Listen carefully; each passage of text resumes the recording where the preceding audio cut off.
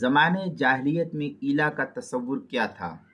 چنانچہ اسلام کی آمد سے پہلے زمانے جاہلیت میں ایلا کو عورت کی ایذا رسانی کے لیے بطور ہتھیار استعمال کیا جاتا تھا۔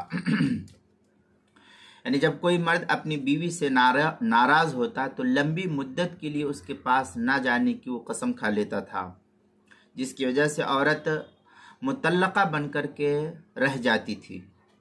یعنی نہ تو وہ شوہر اس کا حق ادا کرتا تھا اور نہ ہی وہ آزاد ہو کر کسی مرد سے اپنا نکاح کر سکتی تھی۔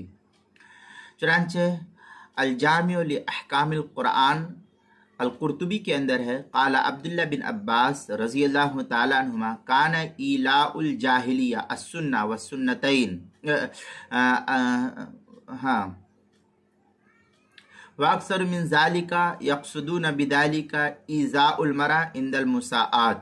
اس طریقے کی عبارت الجامع لاحکام القرآن الکریم للقرطبی اس کی تیسری جلد صفحہ 103 جو دار احیاء التراث العربی بیروت کا چھپا ہوا نسخہ اس کے اندر الموسوعۃ الفقہیہ کے اندر ہے، کان الرجل فی الجاہلیہ اذا غضب من زوجتی حلف ان لا